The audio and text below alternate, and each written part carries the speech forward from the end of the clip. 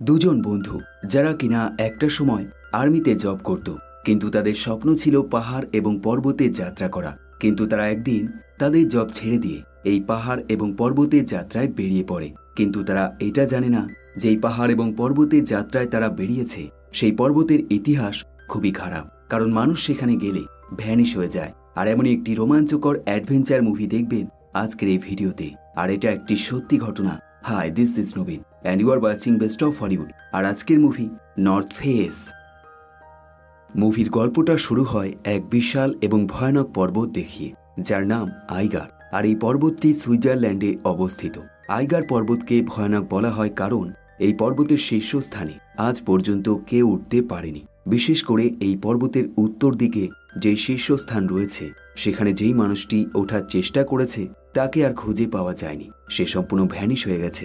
আর এমনই দুটো ছেলে, কার্ল এবং ম্যাক্স, এই পর্বতের শীর্ষস্থানে ওঠার চেষ্টা করে, কিন্তু তারাও গায়েব হয়ে যায়। এমনকি তারপর সরকার থেকে বিভিন্ন রকম চেষ্টা করা হয় তাদেরকে খোঁজার জন্য, কিন্তু প্রতি ক্ষেত্রেই তারা ব্যর্থ হয়ে যায়, যার ফলে সরকার বাধ্য হয়ে তাদের দুজনকে মৃত ঘোষণা করে দেয় এবং একইভাবে সেই পর্বতের ওপরে ওঠা সম্পূর্ণ নিষিদ্ধ করে দেয়। আর এভাবেই বেশ কয়েকটা বছর কেটে যায় এবং সাল 1936 চলে আসলে, যখন জার্মানিতে অলিম্পিকের আয়োজন করা হয়, তখন প্রত্যেকটা মিডিয়া চ্যানেল এবং নিউজ রিপোর্টাররা একটা খবরই প্রচার করতে শুরু করে দেয়। আর সেটা হলো, যেই ব্যক্তি সবার প্রথমে এই আইগার পর্বতের শীর্ষস্থানে পৌঁছাতে পারবে তাকে অলিম্পিকের হিরো বলে ঘোষণা করা হবে।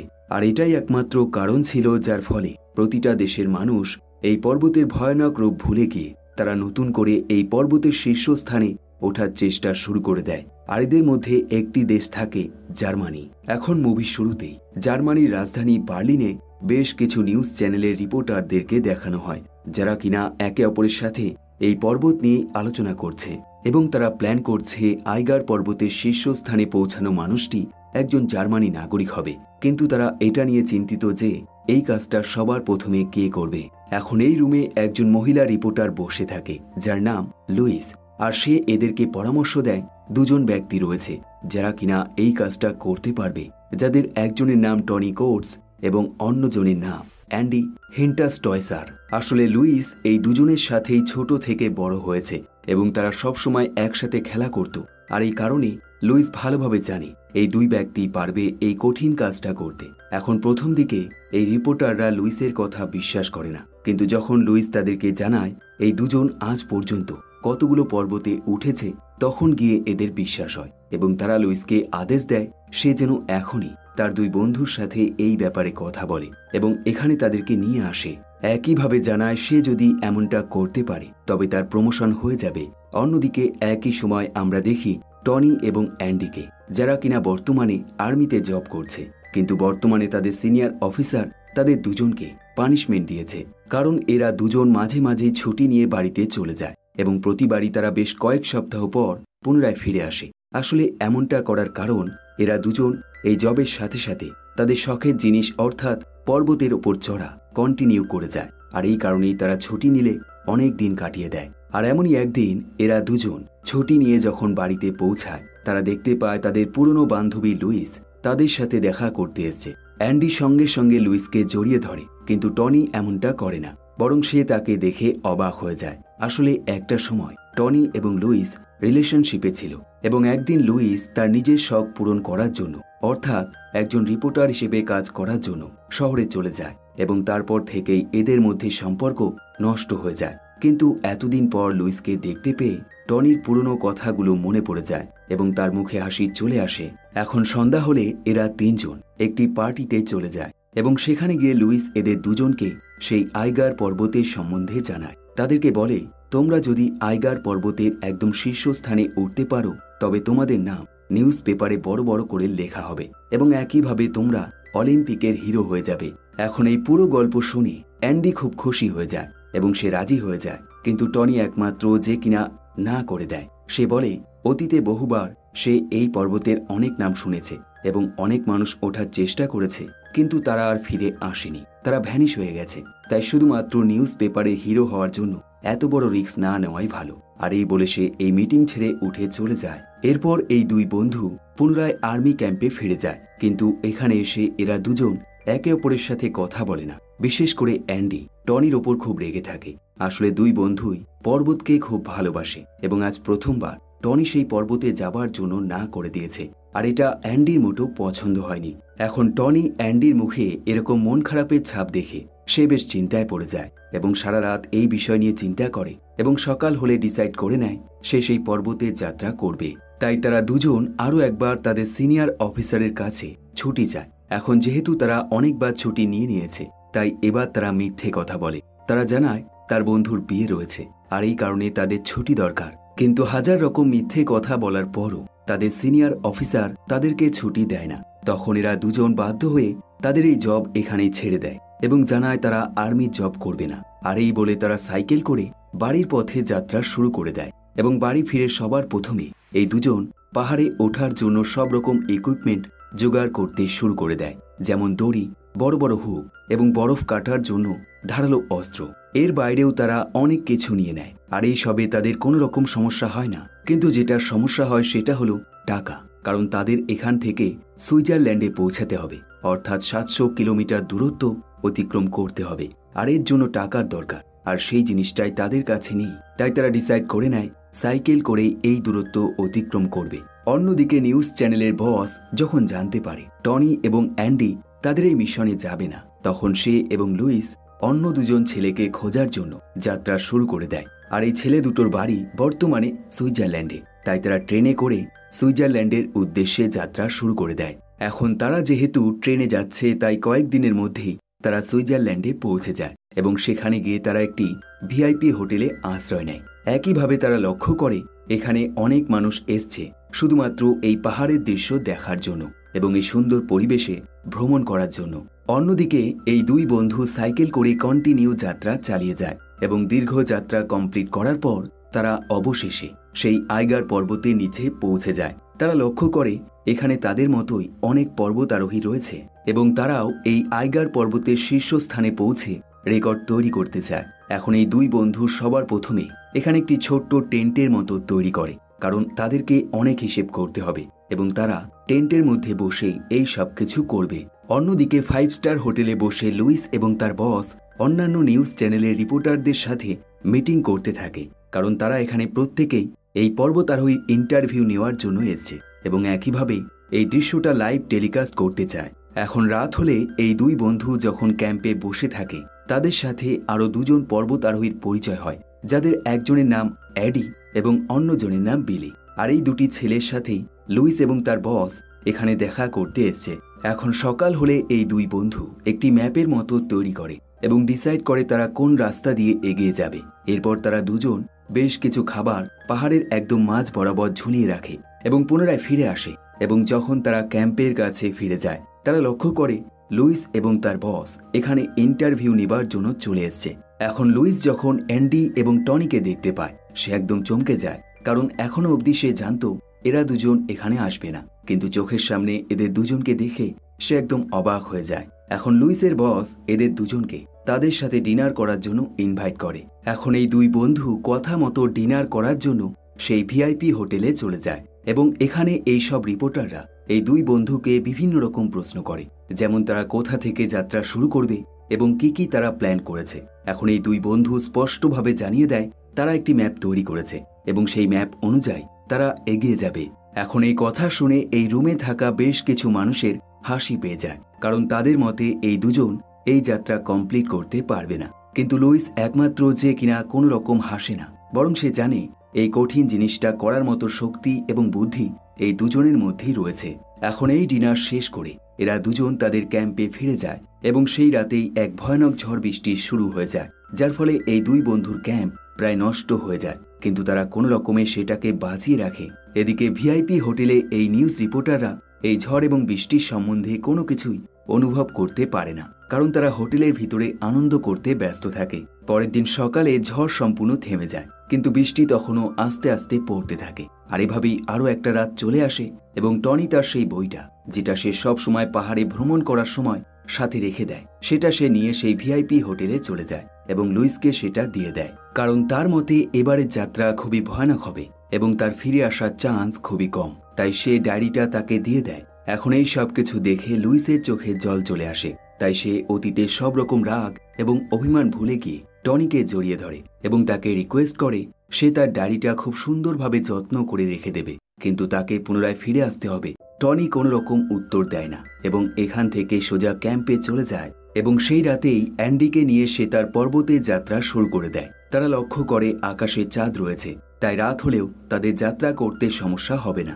এখন তারা তাদের ব্যাগপত্র নিয়ে যাত্রা শুরু করে দেয় এবং এই দৃশ্য সেই দুটো ছেলে যাদের নাম অ্যাডি এবং বিলি তারাও দেখে ফেলে এবং তাদেরকে দেখা দেখি তারাও তাদের যাত্রা শুরু করে দেয়। এখন সকাল হতেই এই দুই বন্ধু সেই জায়গায় পৌঁছে যায় যেখানে তারা খাবারের ব্যাগটা ঝুলিয়ে রেখেছিল।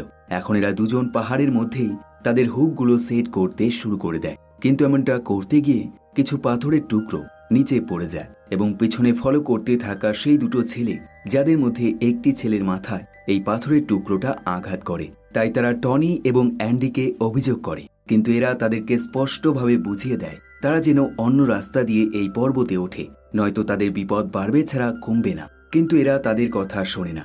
আসলে এই ছেলেগুলো ভালোভাবে জানে এই দুজন খুবই ভালো পর্বতারোহী, তাই তারা যদি এদেরকে ফলো করতে থাকে তবে একটা সময় নিশ্চিত তারা সেই পাহাড়ের একদম চূড়োয় পৌঁছে যাবে। অন্যদিকে নিউজ রিপোর্টাররা খবর পেয়ে যায় দুটো টিম এই পর্বতে যাত্রা শুরু করে দিয়েছে, তাই তারা এমন একটা জায়গায় পৌঁছে যায় যেখান থেকে টেলিস্কোপের সাহায্যে এই সব কিছুই তারা দেখতে পারবে এবং একইভাবে ক্যামেরার সাহায্যে রেকর্ড করতে পারবে। এখন এভাবেই বেশ কিছু সময় কেটে যায় এবং একটা সময় সেই দুই বন্ধু এমন একটা জায়গায় চলে আসে যেখানকার পাহাড়টা সোজা খাড়া হয়ে ওপরে উঠে গেছে, অর্থাৎ তাদেরকে এগোতে হলে অন্য পাশ দিয়ে এগোতে হবে। এখন যেহেতু এরা পর্বতে বহুবার উঠেছে তাই এরা একটি দড়ির সাহায্যে খুব সহজেই অন্য পাশে চলে যায়, কিন্তু এদেরকে ফলো করতে থাকা সেই দুটো ছেলে এই জিনিসটা দেখে ভয় পেয়ে যায়। এখন এই সব দেখে এই দুই বন্ধুর বেশ মায়া হয়, তাই তারা এই দুজনকে হেল্প করে এবং তাদেরকে সাথে নিয়ে এগিয়ে যায়। এখন এভাবেই যাত্রা করতে করতে রাত হয়ে যায়, তাই তারা দড়ির সাহায্যেই সেই পাহাড়ের মধ্যে একটি থাকার জায়গা তৈরি করে এবং সেখানে আগুন জ্বালিয়ে রাতটা কাটানোর প্ল্যান করে দেয়। অন্যদিকে ভিআইপি হোটেলে রিপোর্টারগুলো আরও একবার আনন্দের সাথে ডিনার করে এবং এই জিনিস নিয়ে লড়াই করে যে কে সবার প্রথমে সেই পর্বতের মাথায় উঠতে পারবে। এখন সকাল হলে এই চারজন লক্ষ্য করে তাদের চারপাশটা ঘন কুয়াশাতে ভরে গেছে এবং একইভাবে বিলি নামে সেই ছেলেটির মাথায় যেই পাথরটা লেগেছিল সেই জায়গাটা আরও বেশি খারাপ হয়ে গেছে। তাই তার সহযোগী এডি পরামর্শ দেয় সে যেন পুনরায় নিচে ফিরে যায়। আর এই কথা শুনে বিলি রেগে যায়, কারণ তার মতে এখান থেকে নিচে নামার চাইতে ওপরে ওঠা অনেকটাই সহজ। এদিকে এই দুই বন্ধু পুনরায় তাদের যাত্রা শুরু করে দেয় এবং আস্তে আস্তে তারা 3100 ফুট ওপরে পৌঁছে যায়। আর এখানে ঠান্ডা অনেক বেশি এবং একইভাবে এখান থেকে পুরো পাহাড়টাই বরফে ঢেকে গেছে, যার ফলে তাদের কাছে এই যাত্রা করাটা আরো কঠিন হয়ে যায়, কারণ বরফের মধ্যে খুব সহজেই পা আটকানো যায় না। এখন একটা সময় এই দুই বন্ধু এই বরফের মধ্যে একটি দড়ি খুঁজে পায় যেটা কিনা বরফের মধ্যে ঢুকে রয়েছে। তাই তারা বরফটা ভালোভাবে পরিষ্কার করে এবং দেখতে পায় একটি মৃতদেহ। তারা অনুমান করে হয়তো এই মৃতদেহটা সেই দুটো ছেলের মধ্যে একটি, যারা কিনা এই পর্বতের মধ্যে গায়েব হয়ে গেছিল। তাই তারা এই মৃতদেহটাকে একটি কাপড় দিয়ে প্যাকিং করে এবং সেটা নিচে ফেলে দেয় যাতে মৃতদেহের পরিবার এটাকে খুঁজে পায়। এদিকে এই চারজনের মধ্যে বিলি নামের ছেলেটি খুব বেশি অসুস্থ হয়ে পড়ে, এমনকি সে আর পাহাড় চড়তে পারে না। তাই তিনজন তার শরীরের সাথে একটি দড়ি বেঁধে তাকে টেনে ওপরে ওঠানোর চেষ্টা করে, কিন্তু একটা সময় বিলির পা পিছলে যায় এবং সে নিচে পড়ে যায়। যেহেতু তার শরীরের সাথে দড়ি বাঁধা থাকে তাই সে এবং এডি একদম নিচে পড়ে না, বরং দড়িতে ঝুলে থাকে। এখন ওপরে থাকা দুই বন্ধু কোনো রকমে এই দড়িটা ধরে রাখে, কারণ তারা জানে এই দড়িটা ছেড়ে দিলেই তারা মরে যাবে এবং আস্তে আস্তে এদের দুজনকে সুরক্ষিত জায়গায় তুলে নিয়ে আসে। কিন্তু এডি লক্ষ্য করে এই দুর্ঘটনার কারণে বিলির পা ভেঙে গেছে। এখন টনি এদেরকে পরামর্শ দেয় তোমাদের এখনই নিচে ফিরে যেতে হবে, নয়তো বিলি মরে যাবে। এডি টনিকে জানায় সে বিলিকে নিয়ে নিচে যাচ্ছে, কিন্তু তোমরা আমাদেরকে অনেক সাহায্য করেছো, তাই তোমরা পুনরায় যাত্রা শুরু করে দাও এবং পর্বতের শীর্ষস্থানে পৌঁছে যাও। এখন এই কথায় অ্যান্ডি রাজি হয়ে যায়, কিন্তু টনি এতে রাজি হয় না, কারণ এটা সম্পূর্ণ বোকামি হবে। সে জানায় তুমি একা বিলিকে নিচে নিয়ে যেতে পারবে না, আর তাছাড়াও আমাদের প্রথম লক্ষ্য আমাদের নিজেদের জীবন বাঁচানো, তাই আমাদেরকেও তোমার সাথে যেতেই হবে। এখন এভাবেই আলোচনা করতে করতে রাত হয়ে যায় এবং তারা সেখানেই কোনো রকমে আশ্রয় নিয়ে নেয় এবং সকাল হলে এরা প্রত্যেকে টনির প্ল্যানে রাজি হয়ে যায়। অর্থাৎ তারা ডিসাইড করে নেয় তারা প্রত্যেকে আবারও নিচে নামবে। কিন্তু সমস্যা হলো পাহাড়ে ওপরে ওঠার চাইতে নিচে নামা খুবই কঠিন একটি কাজ, এবং তার মধ্যে সকাল হতেই বরফের ঝড় শুরু হয়ে যায়, যার ফলে এদের সমস্যা আরও বেড়ে যায়। এদিকে এই দুই বন্ধু বিলিকে একটি ব্যাগের মধ্যে ভালো করে বাঁধে এবং তার সাথে দড়ি বেঁধে তাকে নিয়ে আস্তে আস্তে নিচে নামতে শুরু করে দেয়। এবং এই কাজটা করতে গিয়ে তাদেরকে প্রতি সেকেন্ডে সেকেন্ডে বিপদের সম্মুখীন হতে হয়, কারণ প্রথমত তুষারপাত হচ্ছে এবং একইভাবে এত ভারী একটি জিনিসকে নিচে নামানো, তা আবার পাহাড়ের একদম খাড়া ঢালে দাঁড়িয়ে, এমনটা করা খুবই কঠিন একটি কাজ। কিন্তু টনি তার সর্বশক্তি দিয়ে এই কাজটা করে যায় এবং একটা সময় তার হাতের গ্লাভসটা ঝড়ের কারণে খুলে যায়। এখন যেহেতু সেখানে ঠান্ডা প্রচুর থাকে, তাই তার হাত সঙ্গে সঙ্গে জমতে শুরু করে। টনি তবুও তার চেষ্টা কন্টিনিউ চালিয়ে যায়, আর এভাবেই তারা মাত্র কয়েক মিটার নিচে নামতে পারে এবং তার মধ্যে সন্ধ্যা হয়ে যায়। তারা আরও একবার রাতটা এই পাহাড়ের মধ্যেই কোনো রকমে কাটিয়ে দেয়। তারা লক্ষ্য করে তাদের কাছে কোনো রকম খাবার নেই, তাই সকাল হতেই আবারও তাদের যাত্রা শুরু করতে হয়। একই সময় সেই ভিআইপি হোটেলে প্রত্যেকটা রিপোর্টার আনন্দে থাকলেও লুইস একমাত্র যে কিনা খুব চিন্তায় থাকে। তার মাথায় একটি কথাই ঘুরতে থাকে, আর সেটা হলো তার বন্ধুরা এখন কি করছে, তারা কি ঠিক আছে নাকি কোনো বিপদে পড়েছে। তাই সে সকাল হতেই এমন একটি রেল স্টেশনে চলে আসে, যেটা কিনা শুধুমাত্র এই পাহাড় দেখার জন্য অনেক উঁচুতে তৈরি করা হয়েছে এবং এখান থেকে তারা পাহাড়ের অনেক ওপরের অংশ ভালোভাবে দেখতে পারবে। এখন প্রথম দিকে লুইস টনি এবং অ্যান্ডিকে খুঁজে পায় না, তাই সে চিৎকার করতে শুরু করে দেয়। এখন যেহেতু এখানে বরফের ঝড় চলছে, তাই তার এই আওয়াজ খুব বেশি দূর যায় না। কিন্তু লুইস হার মানে না, সে বারবার একই কাজ করে যায় এবং একটা সময় দূরে পাহাড়ে ঝুলতে থাকা টনি এই আওয়াজ শুনতে পায় এবং সেও চিৎকার করে এটাই জানায় তারা খুব শীঘ্রই নিচে পৌঁছে যাবে। কিন্তু এটা এতটাও সহজ হয় না, কারণ এই পর্যন্ত এসে এই চারজনের শরীর খুব বেশি খারাপ হয়ে যায়, বিশেষ করে তাদের মুখ ঠান্ডার কারণে কালো হয়ে যায়। একইভাবে তাদের হাত কাজ করা বন্ধ করে দেয়। কিন্তু টনি এদের প্রত্যেকের মনে সাহস যোগায় এবং আস্তে আস্তে এগিয়ে যায় এবং একটা সময় তারা সেই জায়গায় পৌঁছে যায় যেখান থেকে পাহাড়টা খাড়া ঢাল হয়ে গেছে। অর্থাৎ পাহাড়ে ওঠার সময় তারা যখন দড়ির সাহায্যে অন্যদিকে পৌঁছেছিল, ঠিক একই এবং বিপরীত কাজ এবার তাদেরকে করতে হবে। কিন্তু সমস্যা হলো তাদের সেই হুকটা সেখানে লাগানো রয়েছে ঠিকই, কিন্তু দড়িটা নেই, কারণ দড়িটা যাবার সময় তারা খুলে নিয়েছিল। এখন এই কঠিন পরিস্থিতি দেখে অ্যান্ডি নিজেকে আর সামলাতে পারে না, বরং তার চোখ দিয়ে জল বেরিয়ে আসে এবং কাঁদতে শুরু করে দেয়। এখন এই অবস্থা দেখে টনি একটি নতুন রাস্তা খুঁজে বের করে। সে সবার প্রথমেই আরও একটি হুক পাহাড়ের গায়ে লাগিয়ে দেয় এবং তার কাছে থাকা লম্বা দড়ির সাহায্যে অ্যান্ডিকে নিচে নামায়। অ্যান্ডি তার কথা মতোই কাজ করে। এরপর সে অ্যান্ডিকে দিয়ে সেই দড়িটা বিপরীত পাশে আরও একটি হুকের সাথে আটকে দেয়। এখন এই পর্যন্ত সবকিছুই ঠিক থাকে, কিন্তু সমস্যা সৃষ্টি হয় যখন বিলিকে তাদের নিচে নামাতে হয়, কারণ তাদের প্রত্যেকের গায়ে শক্তি রয়েছে এবং বিলি সম্পূর্ণ অসুস্থ। তাই তাকে নিচে নামানোর অর্থ হলো কোনো একটি ভারী জড় বস্তুকে নিচে নামানো, আর এটা খুবই কঠিন হয়ে যায়। কিন্তু অ্যান্ডি এবং টনি তবুও এই সমস্যাটার সমাধান করার চেষ্টা করে। কিন্তু ঠিক সেই মুহূর্তে ওপর থেকে বিশাল বরফের চাই নিচে গড়িয়ে পড়তে শুরু করে, যেটা কিনা সোজা অ্যান্ডির দিকে ছুটে আসতে থাকে। টনি তাকে চিৎকার করে সেখান থেকে সরে যেতে বলে, কিন্তু এই কাজটা সে তাড়াতাড়ি করতে পারে না, কারণ সে নিজেকে সেখানে থাকা একটি হুকের সাথে বেঁধে নিয়েছিল, যার ফলস্বরূপ পুরো বরফের চাই তার উপর ভেঙে পড়ে এবং একটা সময় সে সোজা সেই দড়ির সাহায্যে ঝুলে পড়ে এবং একইভাবে বিলির বন্ধু এডি সেখানে থাকা একটি পাথরের সাথে ধাক্কা খায় এবং সেখানেই সে মরে যায়। এখন ওপরে থাকা টনি কোনো রকমে সেই দড়িটা শক্ত করে ধরে রাখে এবং সেই দড়ি দিয়ে ঝুলে থাকে বিলি এবং অ্যান্ডি। অ্যান্ডি এরকম বরফের ধাক্কা লাগার কারণে সে অজ্ঞান হয়ে যায়। এখন ওপর থেকে টনি চিৎকার করে তার জ্ঞান ফেরানোর চেষ্টা করে, কারণ বিলি অলরেডি অজ্ঞান হয়ে রয়েছে এবং তার মধ্যে অ্যান্ডিও যদি অজ্ঞান হয়ে যায় তবে সে নিজে একা কিছুই করতে পারবে না। এখন ভাগ্য ভালো থাকে, কিছুক্ষণের মধ্যেই অ্যান্ডির জ্ঞান ফিরে যায়, কিন্তু এই ভাগ্যটা খুব বেশি সময় ভালো থাকে না, কারণ যেহেতু তারা দুজনই একটি হুকের মধ্যে ঝুলে রয়েছে, তাই সেই হুকটা খুলে আসতে শুরু করে। যদিও টনি তার কাছে থাকা হাতুড়ি দিয়ে সেটা বারবার ভিতরে ঢোকানোর চেষ্টা করে, কিন্তু হুকটাও বারবার বেরিয়ে আসে। এখন এই দৃশ্য নিচে থাকা অ্যান্ডি দেখে ফেলে এবং সে বুঝতে পারে এই একটাই হুক রয়েছে যার সাহায্যে টনি বেঁচে ফিরতে পারবে। তাই সে তার বন্ধুকে বাঁচানোর জন্য তার পকেট থেকে একটি ধারালো অস্ত্র বের করে এবং সে যেই দড়িটায় ঝুলে রয়েছে সেই দড়িটা কাটতে শুরু করে দেয়। টনি তাকে চিৎকার করে এমনটা করতে মানা করে, কিন্তু অ্যান্ডি তার কথা শোনে না এবং সে নিচে পড়ে যায় এবং সেখানেই মরে যায়। এখন এই দৃশ্য দেখে টনি চিৎকার করে কাঁদতে শুরু করে দেয়। সে বুঝতে পারে না সে এখন কি করবে। সে কোনো রকমেই তার কাছে থাকা ব্যাগপত্রগুলো গোছাতে শুরু করে দেয়, কিন্তু তার এই বন্ধুগুলোর এরকম পরিস্থিতি দেখার পর তার পুরো শরীর কাঁপতে শুরু করে এবং একটা সময় তার হাত থেকে বেঁচে থাকা ব্যাগটাও নিচে পড়ে যায়, যার অর্থ হলো এই ঠান্ডার হাত থেকে বাঁচার জন্য তার কাছে কোনো রাস্তা নেই। তাই সে বাধ্য হয়ে সাহায্যের জন্য চিৎকার করে এবং এই চিৎকার দূরে দাঁড়িয়ে থাকা লুইস শুনে ফেলে। সে সঙ্গে সঙ্গে একটি রেস্কিউ টিমকে টনিকে হেল্প করার জন্য পাঠিয়ে দেয়।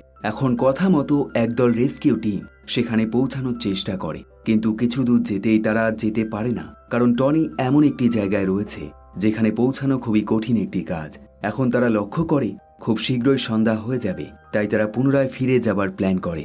যদিও ওপরে থাকা টনি চিৎকার করে তাদেরকে এমনটা করতে মানা করে। সে বলে, তোমাদেরকে যে করেই হোক ওপরে আসতে হবে, কারণ আমি এখানে মরতে চাই না। কিন্তু এই রেস্কিউ টিম তার কথা শোনে না, বরং পুনরায় ফিরে আসে এবং লুইসকে জানায় আবহাওয়া খুবই খারাপ, তাই এই অবস্থাতে তারা টনিকে সাহায্য করতে পারবে না।